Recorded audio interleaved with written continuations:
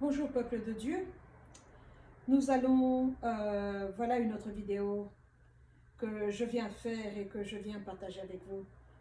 C'est un problème qui me tient vraiment à cœur, c'est un problème qui, à partir du moment où je l'ai compris, où je l'ai entendu du Saint-Esprit, je l'ai compris, je l'ai assimilé, je lui ai donné ma parole que j'en parlerai, partout où est-ce que j'irai, que je partagerai mes, mes découvertes et mes révélations, avec qui voudra m'entendre. Donc j'espère que vous allez m'écouter et que vous allez réfléchir. Et mon but n'est pas je ne vous impose pas ma volonté. Mon but est de partager avec vous et que nous puissions mettre nos têtes ensemble et réfléchir. Réfléchir et se demander pourquoi nous faisons les choses comme nous le faisons. C'est le seul but de cette vidéo. Je parle à un public qui est affermi, un public qui connaît Dieu, un public qui est appelé chrétien, donc un disciple de Christ. Alors, nous avons tous lu la Bible à un moment ou à un autre, pendant que nous sommes dans le culte. Nous entendons le pasteur prêcher, parler de ça. De quoi est-ce qu'il s'agit aujourd'hui? Nous allons parler de pourquoi les chrétiens ne doivent pas célébrer Noël. On est à la fin de novembre, la dernière semaine de novembre. Ici aux États-Unis, juste après Halloween, on met les décorations de Noël. Et alors je voudrais, un par un, je n'ai pas de script, je parle de mon cœur, du fond de mon cœur. Et je voudrais que vous puissiez m'écouter, que vous puissiez écouter d'abord ce que je dis avant de me juger, avant de me repousser. Allons dans les 4 évangiles. La Bible est la parole de Dieu, notre manuel à nous, les disciples de Jésus.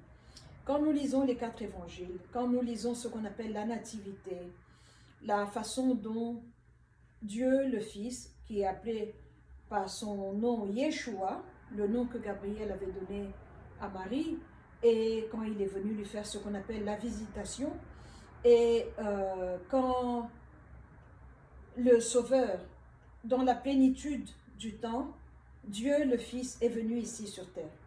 Alors quand nous lisons les 4 évangiles qui annoncent la venue, qui nous relatent la venue et jusqu'à sa mort, mettons nos têtes ensemble, puisque nous avons tous lu la Bible, regardons là où il est né. On nous dit que Joseph et Marie, qui portaient le bébé dans le ventre, n'avaient pas d'endroit où dormir et ils se sont arrêtés dans cette inn, ce motel, et il n'y avait pas de chambre. Et l'endroit où les animaux étaient était le seul espace qu'on a pu leur donner. Et c'est comme ça qu'ils ont été là. C'était la nuit. Et Marie a donné naissance au bébé qui était attendu. Marie et Joseph n'étaient pas pauvres. Ils n'étaient pas pauvres, qu'ils souffraient, qu'ils étaient en besoin de nourriture ou quoi que ce soit. Ce n'est pas vrai. Ils n'étaient pas pauvres. Mais le problème qui est là, c'est que quand nous regardons comment Jésus est né, il n'y avait pas de décoration brillante, il n'y avait pas de lumière brillante, il n'y avait pas de sapin, décoré ou non décoré. Les anges de Dieu étaient là, puisque les bergers qui dormaient dehors avec leurs animaux ont vu ces apparitions dans le ciel. Et les bergers ont parlé, les anges ont parlé, ils leur ont dit dans la cité de David, aujourd'hui vous est né un sauveur, il est Christ le roi. Le premier problème que j'ai là, d'après le climat de la République d'Israël, où l'histoire a eu lieu, les animaux ne peuvent pas dormir dehors en décembre, parce qu'il fait très froid. Donc, tout de suite, nous voyons que l'histoire de la nativité n'a pas eu lieu en décembre. D'après le climat, c'est en septembre. Après septembre, on ne peut plus dormir dehors avec les animaux, ils vont mourir de froid ou être malades. Ça, c'est le premier point. Le deuxième point, là où Marie et le papa Joseph étaient, le bébé est né, on l'a mis dans une crèche, le petit qui était là. Il n'y a pas de sapin, il n'y a pas de décoration spéciale. Jésus a marché ici sur la terre des vivants pendant 33 ans.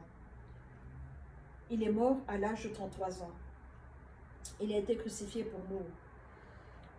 Nulle part dans sa vie chrétienne, on voit qu'il a célébré son anniversaire. Nulle part, on voit qu'il a demandé aux disciples de garder la date spéciale. Nulle part, on voit après sa mort que sa maman Marie, qui était encore en vie parce qu'elle était là le jour où il a été crucifié, elle l'a vu, elle était témoin oculaire. La douleur dans le cœur, elle l'a reçue, elle l'a ressentie. Nulle part, on voit la maman, avec les apôtres, célébrer la naissance de Jésus. Par contre, on voit la maman quand ils sont dans la chambre haute, quand celui qu'on attendait, l'aide qui nous avait été promise, celui qui est Dieu, le Saint-Esprit, qui est venu, qui est tombé, et tout le monde a eu une flamme de feu sur la tête. Marie était là. Elle a reçu le Saint-Esprit aussi, comme les 120 personnes qui étaient là. Et ils ont continué leur ministère, eux, les apôtres, qui ont reçu cette force qu'on attendait. Ils ont continué leur ministère, et nulle part on ne voit qu'ils ont célébré la naissance de Jésus. Mais par contre, Jérémie nous parle, le prophète, au 4e chapitre, je crois, nous parle de cette femme qu'on appelle la Reine du Ciel, celle pour qui les disciples ou les followers, ceux qui la suivaient, allaient faire des gâteaux pour elle et se les partager entre eux. Et on voyait les papas aller dans la forêt, cueillir cet arbre qui était un sapin, un perennial, un evergreen, un arbre qui ne sèche pas, et on le faisait entrer dans la maison, on le mettait sur du bois avec des clous, on accrochait bien le sapin pour qu'il ne tombe pas, et on le décorait de choses brillantes. Ça, c'était pour la Reine du Ciel. La Reine du Ciel est aussi appelée Diane, elle est aussi appelée Artémis, elle est appelée Ishtar, selon l'endroit où est-ce que vous vous trouvez. Les catholiques l'appellent Vierge Marie. Il s'agit de la même personne. Et nous voyons qu'il y a cet autre dieu perse dans l'Iran actuel qui est adoré par beaucoup d'Iraniens. Vous pouvez vous renseigner, ils vont vous dire, on l'appelle Mitra. Il est un enfant, un homme qui est né d'une maman humaine mais dont on ne connaît pas le papa et qui est mort à l'âge de 33 ans pour ses disciples. Et quand il est mort, il est ressuscité le 3e jour, il est sorti d'un roc, il est apparu, il a cassé le roc et il est sorti. Son anniversaire était célébré du 24 au 25 décembre. Nous avons ce dieu qu'on appelle Thor,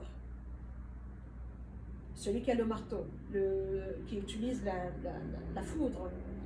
Marvel Comics nous l'a ramené à l'avant-plan. Il était adoré par un sapin parce qu'un sapin ne sèche pas. Nous devons comprendre et garder en tête que dans tout ce qui est affaires spirituelles, la symbologie est très importante. Vous pouvez représenter quelque chose, quelqu'un voit juste un sapin, mais l'idée derrière ça, eux-mêmes savent, les disciples de cette foi-là, savent de quoi il s'agit. Donc nous avons ce dieu Thor qui était représenté par un sapin. Nous avons sa maman qui était représentée par le gui, cette plante avec des petites boules rouges qu'on appelle mistletoe en anglais, qu'on accrochait à la porte ou bien dans les plafonds ou bien au lit quand vous êtes marié, à la tête du lit, et c'est un symbole de fertilité. Et quand vous voyez ça, que vous êtes debout en dessous du gui, vous devez vous embrasser sur les lèvres. Homme, homme, femme, femme, vous devez vous embrasser. Parce que c'est comme ça. Quand il y avait le gui, vous deviez vous embrasser. Alors, on voit le gui qui est représenté dans toutes les décorations de Noël parce que c'était à cette époque-là qu'il fallait faire cela. Nous voyons les Saturne chez les Romains ou Chronos chez les Grecs, le dieu temps, le père temps, qui était représenté par un homme âgé avec une longue barbe blanche qui était célébré du 24 au 25 décembre. Et lui, on le représentait par le rouge et le blanc. C'était ses couleurs. Et c'est comme ça que vous voyez les bonbons qui s'appellent sugarcane, qui sont comme une canne, comme ça courbée, qui sont rouges et blancs. Rouge et blanc. Nous voyons les couleurs.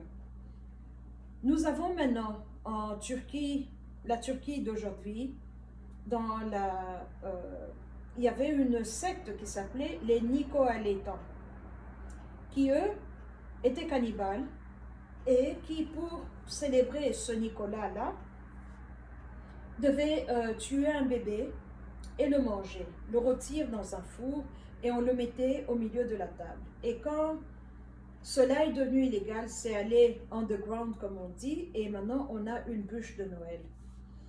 Alors en Angleterre, c'est sous la reine Victoria que le sapin a été coupé et ramené à l'intérieur maintenant. Et quand la reine l'a fait, tout le monde l'a fait.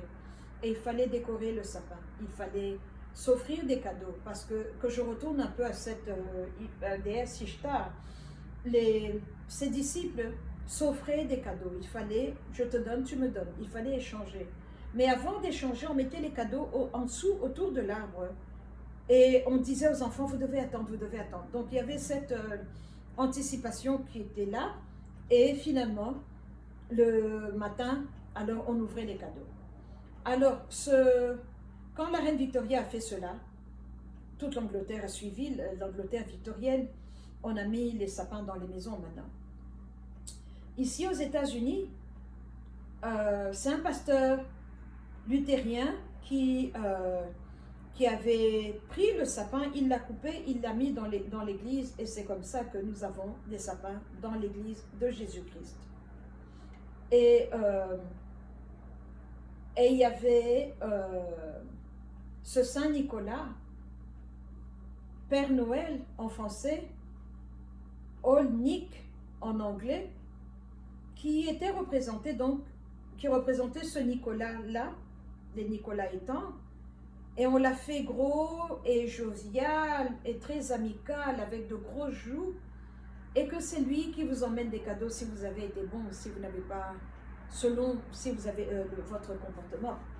Et donc c'est lui qu'on a appelé Père Noël. Et c'est comme ça que vous prenez tout ça, vous mettez ensemble. Maintenant, Saturne, lui, il fallait manger, avoir un bon repas. Et c'est là où on avait les Saturnales, toujours en décembre. Et quand Constantin est devenu empereur, il a réuni l'Est et l'Ouest.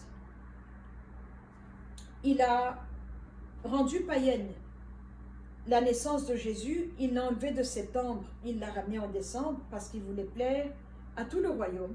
Et il a pris tous ces autres rois, ces autres dieux, ces autres personnes qui étaient adorées, par personne, je veux dire personnes spirituelles, il les a toutes, puisqu'elles étaient toutes nées du 24 au 25, et on les a mises ensemble. Et c'est comme ça qu'on nous a donné ce Noël pour plaire à tout le monde. Ça, c'est l'histoire. Ça, c'est la vérité. Ça, c'est la réalité. Le problème qui est là maintenant, lui, Jésus nous a dit qu'il était un Dieu jaloux. Lui, Jésus nous a dit qu'il est le chemin, la vérité et la vie. Là où il y a la vérité, il ne peut pas y avoir le mensonge. Là où il y a la vérité, elle est exclusive. Là où la vérité est, on ne peut pas avoir la vérité 5 minutes et le mensonge 5 minutes. Donc, vous venez de m'entendre et je défie quiconque de venir me prouver que je suis en train de mentir ou que je ne dis pas la vérité. Mais alors, où est le problème quand maintenant on a des difficultés à arrêter Noël? Les problèmes, je vais vous dire, viennent du mind control. On a été contrôlé dans l'intelligence parce qu'on a grandi avec cela. Ça nourrit notre âme, ça touche l'enfant en nous. Alors, avec ça, on a du mal à laisser partir. On entend la vérité. Oui, j'ai raison. Le symbole de la fertilité de la maman de Thor, c'était une guirlande aussi qu'on mettait à la porte. Alors, quand les gens venaient vous voir, ils cognaient au milieu de la guirlande. C'est là où nous avons ce cercle qui était le cercle de la vie, d'après ce système-là. Donc, quand vous mettez tout ça ensemble, vous voyez que je suis en train de vous dire la vérité. Mais maintenant, arrêtez Noël, c'est là où se trouve le problème. Pourquoi est-ce que c'est un problème? Parce que c'est une chose spirituelle. Et là où, par exemple, si je vous dis, oh, quand je bois le café, que j'ai des palpitations, mon cœur bat très vite, j'arrête le café, je vais commencer à boire le thé. J'exerce ma volonté et il n'y a rien de spécial là-dedans. Je choisis le thé au lieu de prendre le café. Mais maintenant, quand j'ai du mal à arrêter avec le café, que ça devient un problème, ça devient un problème spirituel. Parce que ma personne n'arrive plus ou n'arrive pas à arrêter. Donc j'ai entendu la vérité, mais je ne veux pas arrêter. Ou c'est difficile d'arrêter. Les lumières sont belles, les décorations sont belles, la musique, l'ambiance de fête, tout ça, cette célébration, c'est pour qui? Pour beaucoup de dieux. Mais le vrai Dieu, avec un grand D, n'est pas là-dedans. Il ne nous a pas demandé de sapin parce qu'il ne s'identifie pas par une seule chose. Il ne nous a pas demandé des guirlandes parce que il n'est pas le Dieu de la fertilité, il n'est pas le Dieu du gui, il n'est pas le Dieu de ceci, de cela. Il est celui qui est le grand je suis. Selon le problème que vous avez, selon le besoin que vous avez, il va être cela. Et il est le Dieu de toute chair. Et il va résoudre votre problème. C'est là où nous en sommes. Alors maintenant, quand votre âme, parce que la fête de Noël touche l'âme, ces belles petites lumières, tout ça vous ramène dans une enfance où la vie était belle, où il n'y avait pas de soucis. Alors c'est difficile d'arrêter. Et voilà la réalité de ce que nous sommes en train de faire. Alors, nous donnons à Jésus des choses qu'il ne nous a pas demandées, des choses qui ne viennent pas de lui, qui ne sont pas connectées à lui, mais nous les lui donnons quand même en disant « Tu es né le 25 décembre » parce que l'Église catholique nous a dit qu'il est né le 25 décembre, la nuit du 24 au 25, ce réveillon-là, avec la messe de minuit. À minuit, c'est là où on mangeait ce bébé-là. Où est-ce qu'on a vu les apôtres prier à minuit? On a vu Jésus prier la nuit. Mais être spécifique et entrer dans les détails que ça doit être à minuit. Moi, je prie quand il me réveille. 1h, 2h, 3h du matin. Quand il appelle, je réponds. Je suis comme un docteur qui est on call pour la salle d'urgence. Donc, je prie quand il y a le besoin de prier. Je m'habille selon les couleurs que je veux. Il n'y a pas une couleur spécifique. Il n'y a pas une position spécifique pour que le Dieu de la création puisse vous entendre. Vous venez à lui tel que vous êtes et il va vous entendre. Votre cœur est pur, vous avez une seule parole, il va vous entendre. Donc voilà où nous en sommes et à mon avis, cela rend l'Église d'aujourd'hui impotente parce qu'on plaît à beaucoup de dieux, on est connecté à beaucoup de dieux, attaché au Dieu du sapin, attaché au Dieu du mistletoe, attaché au Dieu des galettes, attaché au Dieu de ceci, de cela. On s'est agenouillé devant beaucoup de dieux. On a sorti notre argent, on donne la dîme dans l'église de Dieu et on achète aussi des marchandises qui nous connectent à ces autres dieux-là. Donc on donne à beaucoup de facteurs, à beaucoup de comptabilité. Et vous vous étonnez que nous soyons une église impotente, que nous n'avons pas de force. Nous prions, mais notre prière est plus espérance que prière. Voilà où nous en sommes. Et on est encouragé à avoir des statues, on est encouragé à voir la crèche devant notre maison qui représente le gros petit bébé, bien mignon, là, bien dodu. Il est né bébé, mais il n'est plus un bébé. Quand il a été crucifié, qu'il est descendu dans les enfers, ce n'était pas comme bébé. Alors il était un homme adulte qui avait une barbe, il était un homme adulte, il avait 33 ans. Il n'est plus sur la croix, il n'est pas dans la crèche. Ce sont des étapes de sa vie, mais la finalité de sa vie a été un chemin qui nous a emmenés à la puissance de la résurrection, un chemin qui nous a emmenés à la réconciliation avec le Père. Donc, moi, ça fait 10 ans que je ne décore pas. Je suis architecte d'intérieur. C'est un don qu'il m'a donné, la décoration, le sens de la beauté et de l'esthétique, je l'ai très fort. En fait, je fais un effort pour ne pas faire ce que j'ai envie de faire. Parce que par moments, ça peut être un problème, surtout qu'on est appelé dans un ministère comme le mien. Mais ce que je veux dire, c'est qu'un jour, je priais, j'étais en jeûne, il y a 10 ans. Et j'ai entendu 2 démons qui parlaient. Je savais que c'était des démons parce qu'ils ont commencé à parler. Leur voix était, la langue était comme le son que les dauphins font. Mais le Saint-Esprit a ouvert mes oreilles, j'ai pu entendre ceux qui disaient comme s'ils me parlaient en français ou bien en swahili, qui sont des langues que je parle bien, couramment. Et ils parlaient, ils étaient en dehors de ma fenêtre. Ils essayaient d'entrer dans mon appartement, là où j'habitais à cette époque-là, il y a 10 ans. Et l'un disait comment on va faire pour la détruire, on doit la bloquer, on doit la bloquer. L'autre a dit on ne peut pas entrer parce qu'elle ne pêche pas, elle n'ouvre pas les portes. Et un autre qui dit oh, Noël vient bien. Ils étaient 2, donc c'était un dialogue, hein. Ils se parlaient l'un à l'autre. Et l'un qui dit mais Noël approche, avec son fils qui n'a que 8 ans.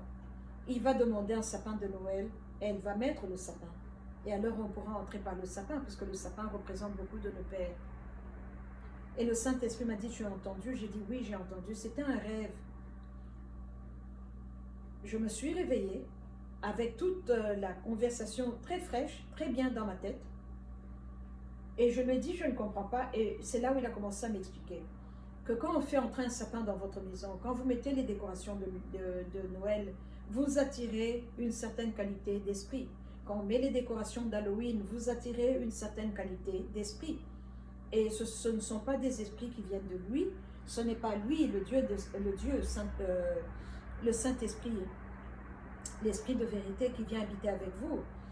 Et alors vous ouvrez la porte, vous rendez votre maison propice à tous ces autres dieux qui étaient représentés par le sapin de Noël.